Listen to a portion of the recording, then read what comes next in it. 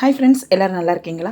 இப்போ அருமையான நம்ம முள்ளங்கியில் இப்போ வெயில் காலத்துக்கு ஏற்ற மாதிரி ஒரு கோலா உருண்டை செய்யலாங்களா? அது எப்படி செய்யலான்னு சொல்லிட்டு இப்போ வீடியோக்குள்ளே போய் பார்க்கலாமா? இப்போ ஒரு 250 கிராம்ஸ் நான் இது முள்ளங்கி எடுத்து வச்சுருக்கிறேன்.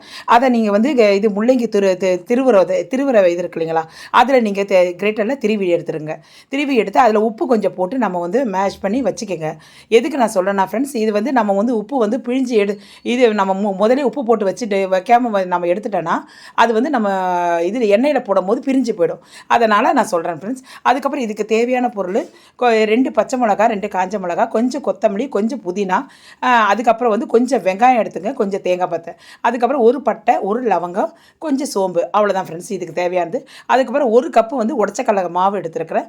அதுக்கப்புறம் அதை அரைச்சி வச்சுருங்க. அதுக்கப்புறம் நம்ம உப்பு போட்டு நம்ம கலக்கி வச்சுருந்தோம் இல்லைங்களா முள்ளங்கி, அதில் இருக்க தண்ணி எல்லாம் ரிமூவ் பண்ணிவிட்டு இது பிறகு ஒரு கிண்ணத்தில் பிழிஞ்சு எடுத்துகிட்டு தனியாக எடுத்து நம்ம தனியாக எடுத்து வச்சுக்கலாம் ஃப்ரெண்ட்ஸ். அதுக்கப்புறம் நம்ம அரைச்ச கலவை இருக்கு இல்லைங்களா, அந்த அரைச்ச கலவையில் எல்லாத்தையும் நம்ம முதல்ல இருந்து அந்த மசாலா சாமான்லாம் அரைச்சிட்ட பிறகு இந்த முள்ளங்கியும் போட்டு அரைச்சிட்டு ஒரு பவுல் மிக்சிங் பவுலில் போட்டுருங்க ஃப்ரெண்ட்ஸ். அதை போட்ட பிறகு அதுக்கப்புறம் உடச்சக்கடலை மாவு போட்டு பிசைஞ்சிக்கிங்க. அதுக்கப்புறம் தேவையான அளவு உங்களுக்கு உப்பு போட்டு நல்லா கொஞ்சம் மேஷ் பண்ணிக்கோங்க. இதில் ஃப்ரெண்ட்ஸ் ஏன்னா தன்மை அதிகமாக இருக்கும், ஏன்னா முள்ளங்கி இல்லைங்களா, அதனால் உங்களுக்கு நீங்கள் கொஞ்சம் கொஞ்சமாக போட்டு பிசைஞ்சு பாருங்கள், உருண்டை பிடிக்க வருதா பாருங்கள்.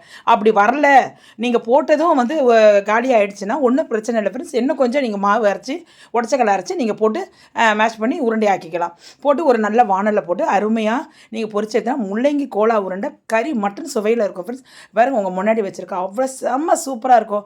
வாயில் போடுறதுக்குள்ளே இதாகும் ஃப்ரெண்ட்ஸ், கரையும் ஃப்ரெண்ட்ஸ்.